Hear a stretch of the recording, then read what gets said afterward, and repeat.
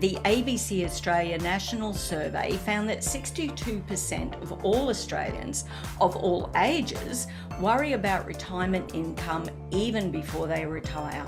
In fact, it was the second major concern after climate change. The question is whether or not being able to retire comfortably is a personal problem or a national problem. This level of concern about retirement income and the fact that it's rated second after climate change would indicate its significance nationally.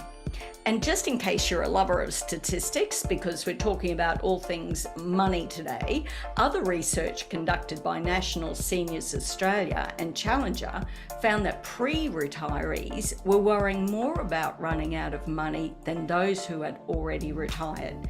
The research reported that retirees tended to adjust to what savings they had, as they knew that super is for spending in retirement. So perhaps in some cases the fear doesn't match the reality. But the fact that we're living longer is a reality, and so it's very prudent, I think, to seek professional advice to secure a lifestyle that is consistent with your retirement wants and needs. And to help us get a handle on making the most of retirement savings, superannuation and pension, we're joined today by Rachael Ooi of Your Wealth Consultants in Wynnum, Brisbane. Hello, Hi, everyone. I'm not finished, Rachael. Sorry. I'm excited. Hello and welcome to an episode of Ironing Out the Wrinkles. I'm your host, Ros McMaster. And I'm your other host, Kate Shaw. Together we're taking the age out of ageism, helping men and women embrace the second stage of life with less fear. From her beginnings as a hairdresser and a makeup artist, since 2013, Rachael has climbed her way up the financial planning sector to now being a financial planner. With copious awards for her professional standards and innovation within the industry, Rachael chooses to see the creativity within financial planning by assisting her clients in shaping and designing their financial future. A little on the quirky side, which is, I love, she continues to champion the financial advice industry to provide affordable, compliant advice that is in her clients' best interest. Rachael, hello and welcome. Now you can come in. Thank you for having me, ladies. Oh, it's such a beautiful, exciting morning. I've been excited for days to be having conversations with you both about all of this. And likewise, but me especially, because I feel really ignorant, because I've never ever considered going to a financial planner, because I would think I need lots of money and I'd be embarrassed because I don't have lots of money. So I don't really know what a financial planner does. So I'm excited to hear what you have to say. Well, I think that's one of the things that people do fear is that they fear that if you don't have lots of money, that you can't afford a financial advisor. And there are ways that you can utilize your super and things like that to pay for financial advice, but also there benefits for people who don't feel like they have a lot of money can often be way more than the benefits for the people who have lots and lots of money. It can be a matter of working together with the right person to find out what is available out there and what can be done. Financial advice is a lot more affordable, I think, than people actually understand. Oh, that's good. Yeah, I think that's a good point. If you're not, if you don't think you're very financially well off, a financial planner can really help you make the most of what you've got to make it go further and last longer and, earn you the most interest or, dividends or what have you. Yeah, so it's absolutely. And finding the right one is really important too. I might get you to talk just briefly about, there's so many people I think afraid of going to financial planners like too me. because of all the shonky ones that have been out there and stealing people's retirement savings. But we're very, very tightly regulated here in Australia, aren't we now, since some of the charlatans that were out there caused that? And look, that's exactly right. These days, we are so highly regulated that they've pretty much tried to get rid of anyone who was doing the wrong thing. And now the ones that are doing the wrong thing are going to jail, and the consequences are really high. So I think it's really important that if you are looking for financial advice, that you find someone that is akin to you, someone who understands you and listens to you and understands the way that you learn and the way that you tick as a person. Ros and I have had a relationship for years now, and we were talking earlier that she loves it that I always draw pictures for her when there's various very visual, very visual things. Is that, you know, I will draw a picture because I know that's how she understands, and I will provide a list of exactly what we've talked about at the end of each meeting, because I know that that's something for her that she can go back on and look at. So I think finding an advisor that has that understanding of who you are is super important in the bigger picture. Let's face it, your money's really important. It's part of something that's bigger than just the day to day. When you're relying on that money to last all the way through your retirement, you want to have someone that you can trust and that you feel understands you really, really well. Yeah. And I think, you know, on this podcast, we're talking about aging and the fact that we are living longer. So that's Definitely. a lot more years that we have to make that retirement saving last. So this is really, really good podcast today. I'm so looking forward to it. Well, let's jump straight in, right? Okay, so I'd like to ask you, in the lead up to retirement, what are your top 5 financial tips to consider to ensure a smooth transition, same thing almost, it's funny, to retirement? Yeah, look, really good question, Kate. So look, my big thing is to start planning early. And that doesn't mean that if you're already entered into retirement, or that you're, you know, are soon to be retiring, that it's too late. But the earlier you start to plan, obviously, the more impact that might have. It will allow you to assess your financial situation and provide time to set some goals and to understand what it is that you're actually going to need in retirement. So that's my top tip number 1. My second tip is to consider when you actually retire. So it sounds funny, but considering whether you retire at the beginning of a financial year or at the end of a financial year can be really, really important, because the tax consequences can be massive. Say, for example, you've been working in a job for let's say you've been working there for 20 years and you've never taken your long service leave entitlements. They're going to be paid out, or there's going to be some form of payment of that at the end of your at the termination of your, you know, working career. So if that lump sum comes in at the end of a financial year, it will be added onto your taxable income for that year, which in turn can create a tax bill for you. So the difference is if you actually flip it around and retire at the beginning of a financial year and you only work for a short period in that year, then you've got your whole year's tax-free threshold to use for that Wow. benefit. Yeah. Wow. Does that make sense? I wish to you, I'd known ladies? that. Yeah, Yeah. that happened to me. Absolutely. Did it? Yes. Yeah, Wow. I retired So- in June. Oh, did you? Yeah. Yeah. Okay. And so, look, the other thing Soil. is with that is, so if you have long service leave, is that you can actually elect to take that as leave. If you do that, you will continue to be paid your superannuation for the time that you're there. So effectively, if you stop working, say you, Kate, for example, retired in June, instead of taking that lump sum, if you'd actually looked at potentially taking that as time, you'd still end up with the same amount of money, and you would also receive your superannuation payments for that time. So it's a nice little way to get an extra win on the board. Oh my gosh. Wow. That's That's amazing. really. Thank Wow. you. There's a lot of people going to be rubbing their hands together and- now. and This you is know, great it's- advice. So look, the third tip that I would say is definitely understanding your cash flow. understanding how much are your fixed costs versus what you're anticipating spending, and not being too hard on yourself in that time.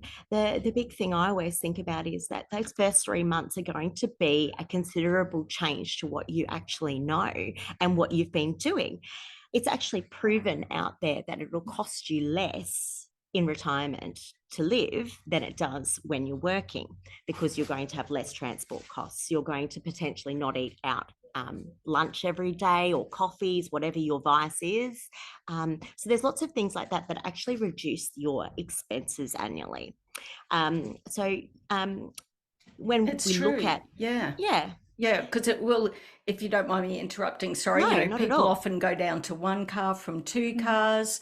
And because Absolutely. you do eat out less too as you get older, because you can't handle the rich foods anymore, and you just don't, and you can't handle the noisy environments either. So That's right, and I think you become it becomes a bit more joyful, the eating process and the time that you might be spending with loved ones. It becomes a little bit more purposeful rather than just I have to eat something before my next meeting, or before I go back in to sit at my desk for the day, or whatever it be, or back onto the work site.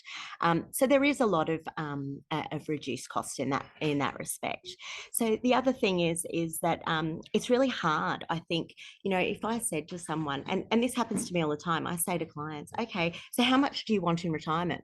I get this blank look, because how much do you like? How long's a piece of string? And so to make those types of really, really clean and clear decisions, you need to be educated. So there's what they call the ASFA, ASFA, so the Association of Superannuation Funds of Australia, and each year AFSA always put out what they call their retirement living standards. So that gives you how much they believe through their research a comfortable retirement income is, and a modest retirement is. So you can always look to those types of places to give you some additional input, to ensure that you're going to have sufficient, and that you're making goals that are actually acceptable, and that you're not going to be living like a pauper or whatever it be, but that you understand the money that you will be spending. So, for example, at the moment, from December 2022, so end of last year, a comfortable retirement for a couple is $69,000 a year, and a modest retirement is $45,000 a year. So those just get updated, and it just gives you like a bit of a source of reference. That website, and I'll send you the link that maybe we can pop in yes, there please. somewhere for people to have a look at. Those, you can actually see what that actually buys you, and a breakdown of what that budget and how they came to those amounts in the retrospect of things. So it might give you a bit more information and educate the understanding of what are people spending in retirement. And then you can add on things like those special nights out. It might be a holiday. It might be a couple of holidays. It might be the first 10 years in your life that you want to have 5 holidays a year.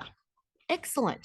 And then you won't holiday again. It's making all these decisions and having definite goals in place. I think without those goals, we tend to just flounder about, which is what a financial advisor, can do for you. So my number 4 goal is maximizing getting money into super.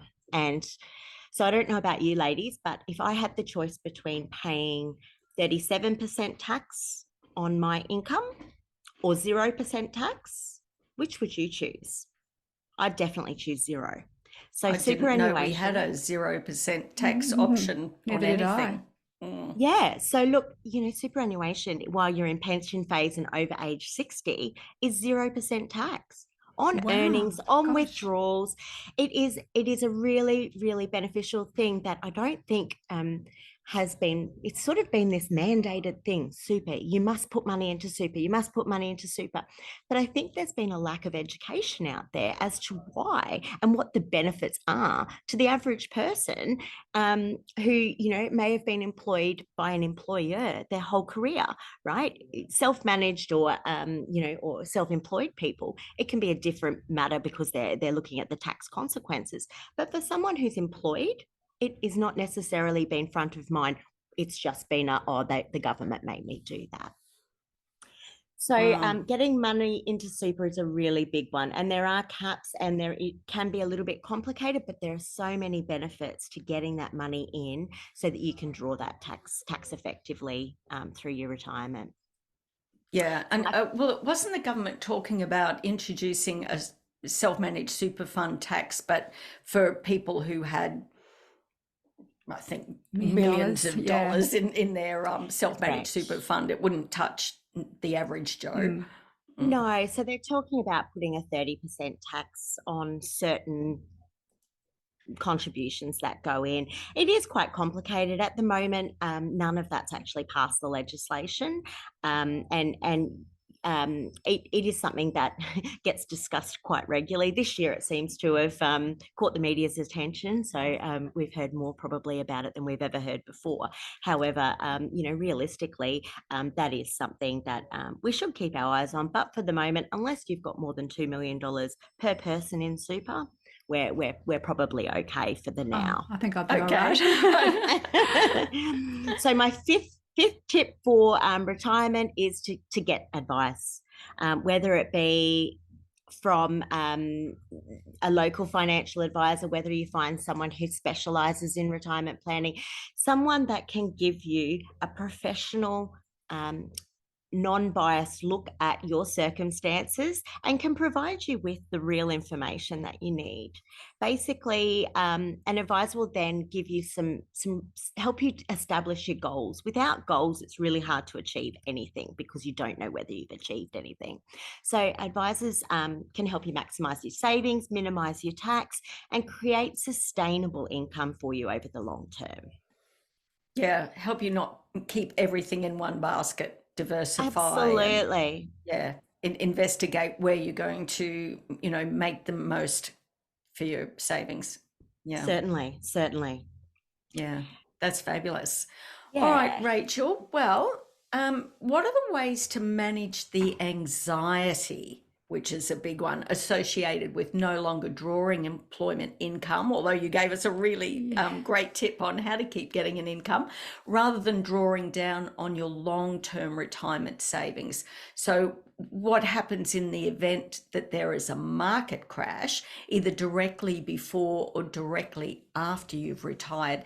And I know that's a big one. I remember when the GFC hit, and because my late husband was a financial planner, as you know, and I remember when the GFC hit and there was so many people who were dependent on their investment savings in retirement, and they were calling him in the hundreds. Absolutely. Look, and Ross, you make a really good point there. Money is emotional, right? We know that stock markets go up and down, and you know, a good thing to remember, I suppose, to keep anxiety at bay is that since the beginning of the stock market through till now, the general direction of the market has been up. Right. So whilst we have the dips and blips that, you know, that happen in the market, we know that general direction is growth. So that's something that I think people should remember in the times where if you actually segregated any major market downturn, yeah, it could look like the end of the world on that graph. It could look like this big drop that's gone down. But if you actually macro out and look at the market as a whole over the historical time, it's a small blip in the radar. So I guess the big thing there is that planning for market downturns, because it's not a matter of if, it's a matter of when.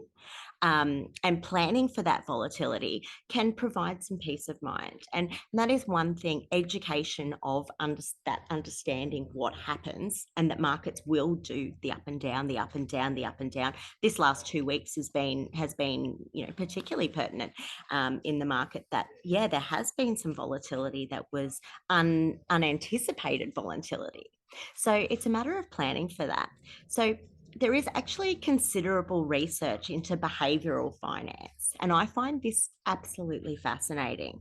We feel the loss more than we feel a gain. So if someone gains $100 or they lose $100, they'll feel the loss 10 times more than they feel the gain. So knowing that, we should keep that in the back of our minds in how we are actually planning for our future.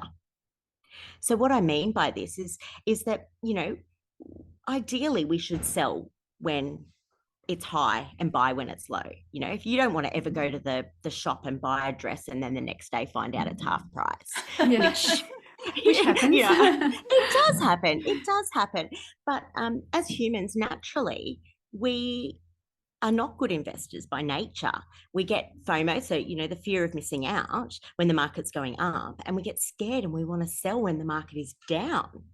So we need to bear that in mind, and that's what a good financial planner will do for you, is provide you with that understanding and provide you with a plan that's robust to take you through those processes. So we can't control the market, and we also can't let the market control you. So you should have enough reserves. So cash reserves are quite important to hold. We suggest that you hold up to 4 years cash reserves in the event that if there's a market downturn in your investment, in your superannuation. If there's a market downturn and it's major the day after you retire, we want to have enough money that you can keep drawing your income and give your growth assets time to recover.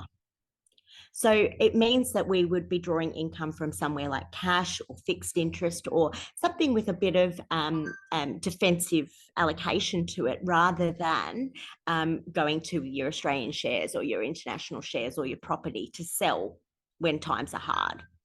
Wow. So just remembering that you don't actually ever lose anything until you sell. Right. Okay, yeah. And because some of those managed share portfolios have cash reserves built into them as well, don't they? It's not all going into the share market in the managed funds. I didn't know that. Yeah.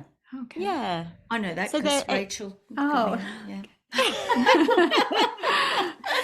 So, it can, I don't want anyone to panic sell when there is a downturn. Your retirement should not be dictated by the market.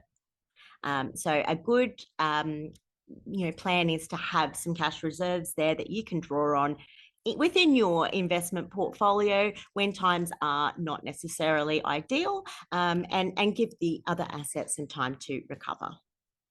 Yeah, maybe we've got assets we don't realise we've got until we see a financial planner. Yes. Yeah, definitely.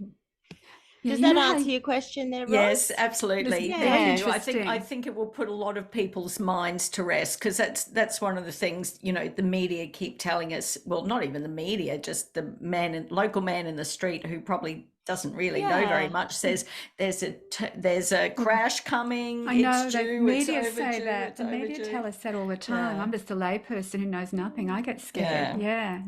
And I think the media has a bit of responsibility, I think, to report a little bit less fear driven. But unfortunately, fear is what drives ratings. And so, I know it does. Yeah. We talk about cutting out the noise. Cut out the noise. Find yourselves a reputable source to get your information from, rather than a sensationalized source. Yeah. Now, before you said we should start planning early. Well, when should you start planning for your retirement? And how much exactly are you going to need? Again, you talked about that super fund, but how much do we need? Yeah. So look, really good question. It's never too early to start planning for retirement. I would say, given our complex financial rules within the superannuation environment, that 5 to 10 years can be a great time to start planning, just because you've got the opportunity then to build up some cash reserves, as we just talked about, but you've also got the ability there to understand and know how much money that you're going to potentially have. And if you need to make any adjustments, you can start to make those adjustments at that time.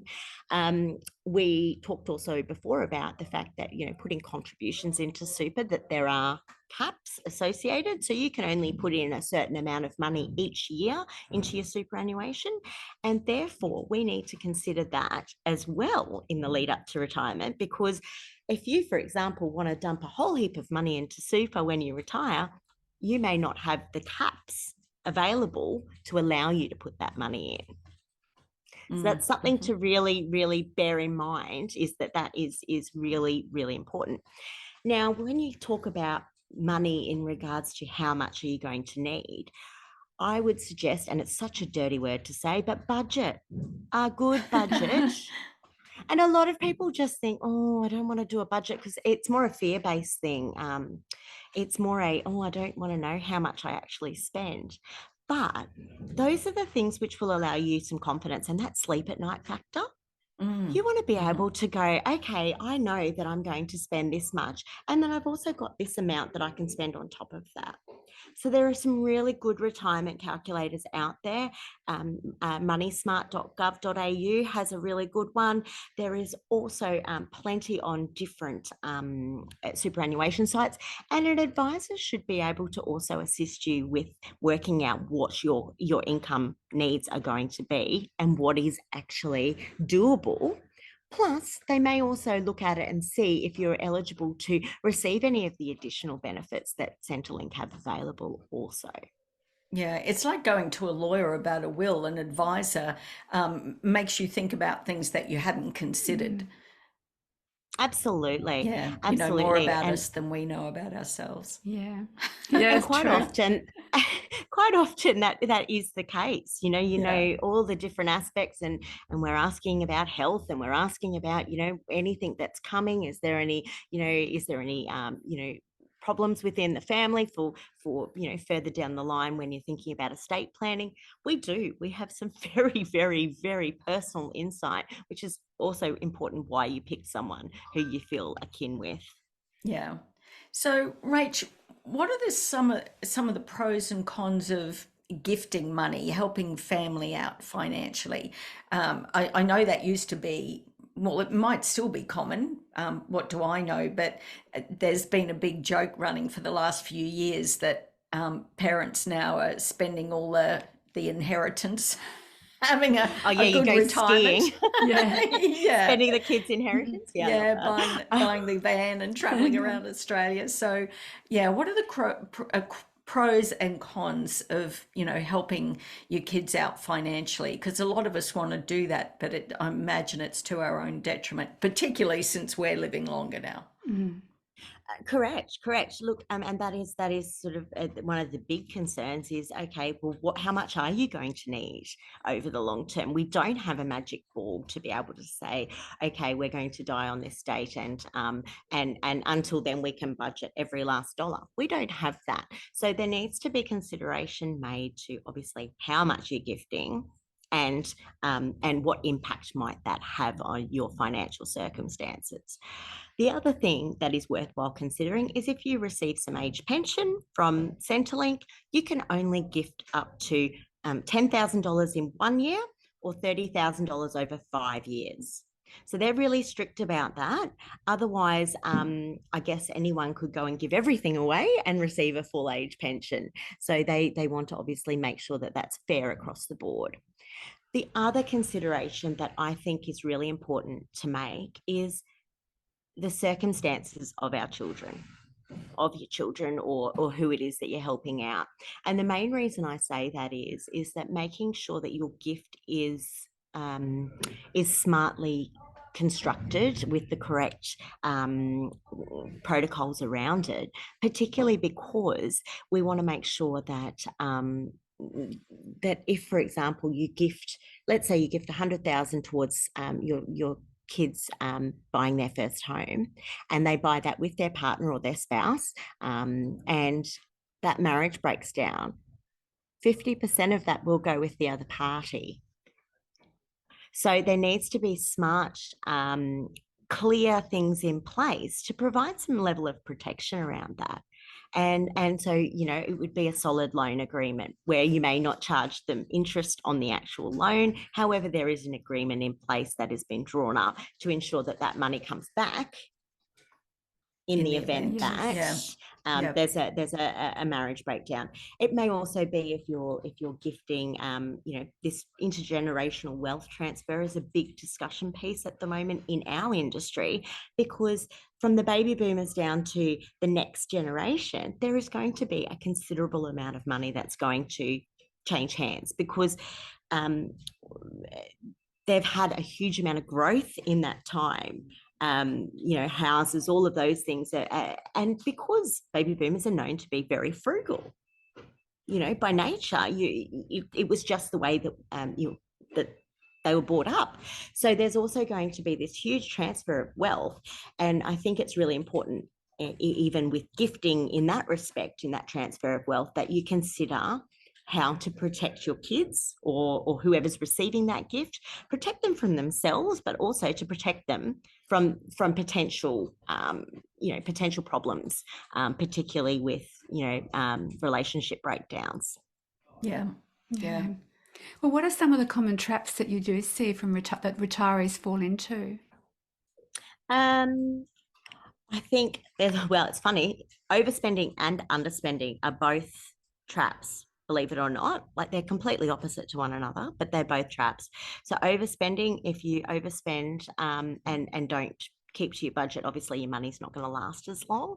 But it also might mean that if you've said, okay, I want to spend this much per year, it also may mean that in the event that you have put aside some cash reserves, that you're not going to have enough cash reserves in the event that there is a market downturn. The other thing is underspending. People go, oh, well, I want my money to last, so I'm not going to do all of these things now. And then they get to 80 and they don't want to do the things that they could have done in their 60s and 70s when they actually had the ability and the energy, health, energy, time, all of those things to do those things. So I think those two should be well considered, because generally speaking, you should spend more in your first 10 years, 10 to 15 years in retirement than you will at the end. Well, that's interesting. Yeah, that makes perfect sense, because you do, you know, often lose mobility and what have you, and end up spending less. So spend it now, but it's a fine line, isn't it? Finding that balance. Correct. Absolutely. The other one is healthcare costs. Remembering healthcare costs, that's a big thing. You know, not diversifying investments, that's a big trap that happens. You know, I'll just buy all of Commonwealth Bank shares, and then all of a sudden Commonwealth Bank has a downturn. What happens then? So, you know, exactly as we said earlier, don't hold all your eggs in one basket. Having a diversified portfolio will just provide you with some protection there. And then also being aware of any tax implications. If you do things outside of super, there may be tax implications, and that's something that, you know, needs to be carefully considered. Especially, you know, we were having that conversation, Kate, you were saying you retired in the June. Well, I stopped the job. I didn't take my long service leave for 10 years. Oh, well, yes. So, and I mean, those types of things. But if you're also selling assets at that time, there would have been tax implications as well, which would have, again, created a higher tax bill. So those types of considerations, timing is a big one. Yeah. So this will only apply to Australian residents, but because we've got an audience from all over the world. But what are some recent changes to Centrelink that might impact retirees? Yeah, so a big one that happened recently was the Commonwealth Seniors Healthcare Card. So that gives you cheaper medicine under the PBS scheme here, bulk bill doctors, refund of medical costs over the Medicare safety net examples. And there can also be things like your registration, your rates, those types of things. It keeps those costs down and provides you a discount. Previously, it was only about 35,000 to 40,000 per annum that you could earn, up to 52 if you're a couple. Now it has actually increased to 90,000 a year if you're a single, or 144,000 if you're in a couple. So this is going to open that door for a lot more people to provide, to receive those additional benefits. Oh, wow, that's awesome. So it is something to... Yeah. So if you, I do encourage your listeners, if you're in Australia and you're unsure, have a look at that. Go and have a look at the MyGov site, because that will allow you to have a look at some of the benefits associated. Oh, I thought you were going to say ring Centrelink. Oh, no. Please don't do that. There are some really, really easy to understand and easy to read guides in the on the Centrelink site these days. Yeah, if you've got 2 hours to sit on a phone waiting for someone to answer your call. Yeah, yep, absolutely. So, Rachel, what are the positives and negatives in downsizing your home after age 55? This is a big one for Kate. Yes. Because she's ready to downsize and her partner is not. Okay. So look, there are lots of negatives and there are lots of positives for each side of this discussion when it comes to downsizing your home. Downsizing your home can come down to in this instance, it can come down to, what you can get and often kids have left home. There's no more, you've got spare rooms in your house. Do you need that space? So, downsizing can reduce that. It can also mean less maintenance for you. It can also provide you with, some excess income potentially, or capital to be able to go and do some of the things that potentially you wouldn't have done. But the other thing is that now we can get that money into superannuation as well. So each member of a couple can get $300,000 from a downsizing into superannuation if you sell your home and you've lived there for more than 10 years. Okay. So, and it just, that gives you the opportunity to be able to, use those funds however you choose, but it also gives you an opportunity to get them into that beautiful low tax rate environment. That might be an incentive. Yes, thank you for that. Thank you. Yeah, no, not at all. Yeah. But it's, and I think a lot of people stay with a bigger home too. I mean, I understand for men, once they stop working, they don't have the social networks that women do. And very often maintaining the yard and the house is what they end up filling their life with after they've retired. So it's a lot more of a challenge for men to downsize. But and I think women tend to think, well, I still want the house with all the rooms, because what about when the grandchildren come along and the grandkids come to stay? But they might not. They might not too. So you just got to live for yourself. Really, be selfish. It's hard to be selfish, isn't it? I agree. Very good. Yes. Yeah. So I'm really excited about this last one. We're going to do a very quick fact or fallacy. My daughter and I ran through these questions the other day and I got them all right, which means you've taught me well in all our meetings. I have. Rachel. And I got half wrong. Yeah, I didn't think I was listening. That's okay. All right. So have you answered them already? All right. I did have a little look at them. Oh, look, and I've written the answers next to it, so that's no good. All right, I'm going to read each of them and then you can just quickly explain fact or fallacy. Yeah, definitely. Okay, so first, you can't have more than $100,000 in your bank account and still receive the age pension payment. What did you think this was, Kate? Just interested. I thought that it was true. And a lot of people do. In fact, it's actually a fallacy. Your assets are calculated as a whole. It doesn't matter. You could have all your assets in cash if you actually wanted to, and it wouldn't actually make a difference. Wow. So that's one. It's a matter of how much your total assets are, irrelevant of where they are. So even cash in the bank is called an asset. I think probably because why people get confused there, if you needed Centrelink for unemployment benefits, Correct. then they would say you've got 100,000 in the bank. You need to use that before we'll start paying you. So that's, they're really looking after retirees in that sense, Correct. then, aren't they? I'm very happy to hear that. Okay, Yes. your home is counted in the asset test. That's a fallacy as well. So your home's not counted. You can have $1 million home and still receive the age pension. You could have Wow. a $5 million home that and still right? receive the age pension. Wow, Correct. I didn't know that. So Yeah. so that's one that is quite often not understood. Perfect. You can't gift 10,000 per annum or 30,000 over 5 years and still retain age pension.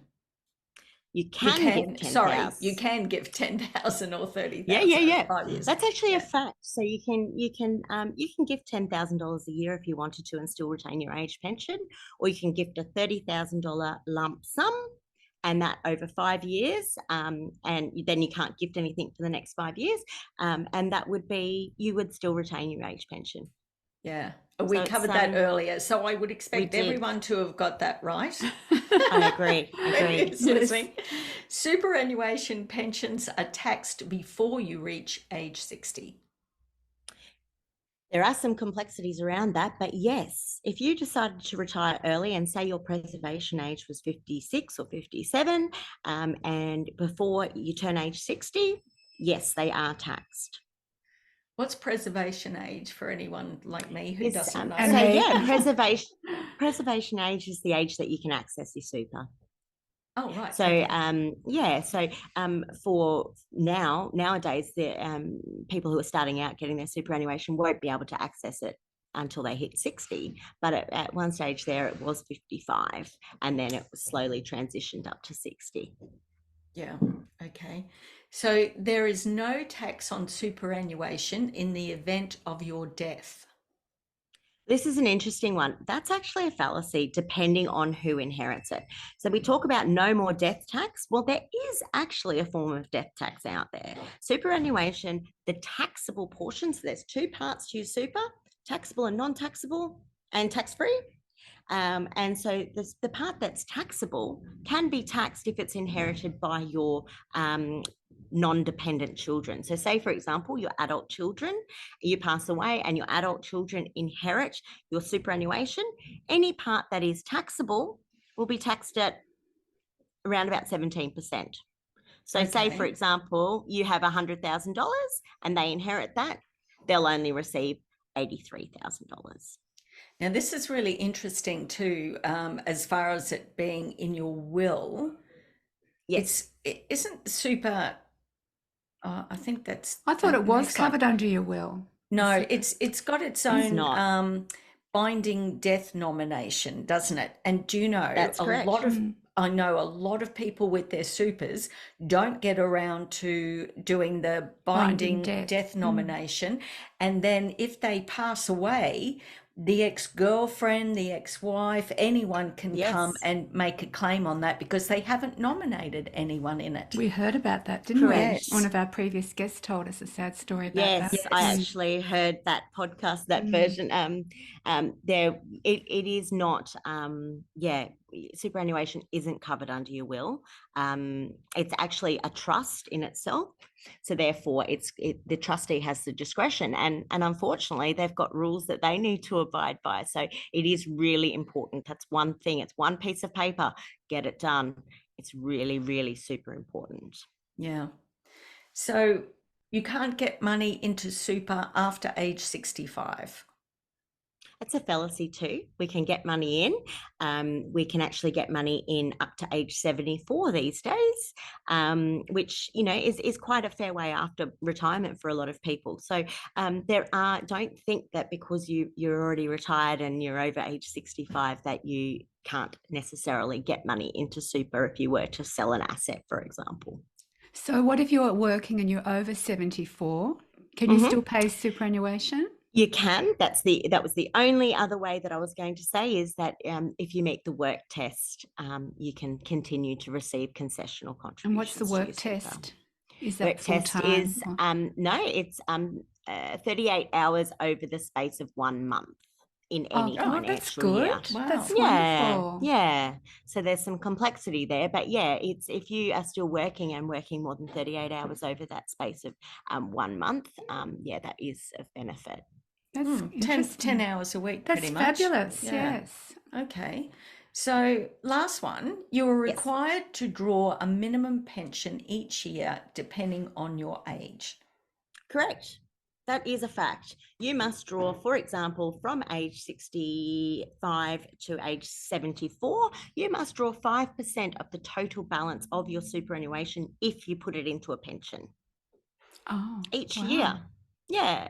And so it is an interesting one to get that tax benefit of the 0% tax rate. They require you to take that 5% because they obviously want you to put it back into the economy. Gee, we all need to see someone like you, Rachel, a financial planner, Yeah. to tell us all this. I had no idea. Yeah, definitely, Rachel. Well, Rachel, thank you so much. We're going to, we always take people out with a final word of advice, but we're going to have links to your website.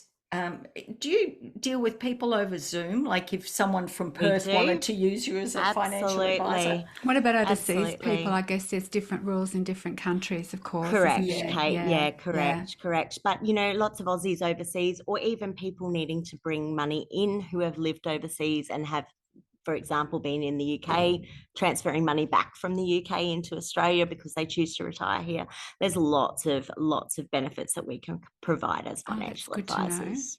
Yeah. So Rachel provide me with all sorts of interesting links for things that we've been talking will. about today. So you'll be able to find that in all the bio on the upload. And And it'll be helpful for our international listeners as well. It's not Yeah. just Australians that'll benefit from your wonderful advice. So, Rachel, can we just have one final word of advice for anyone retired or transitioning to retirement to help them feel less fearful about their financial future? Okay, so my final word of advice would be to get advice.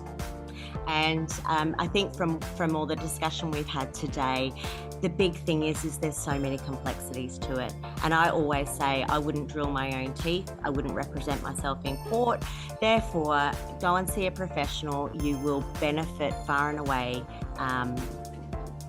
by seeing someone, and find someone that you click with so that you can develop a real relationship for the long term.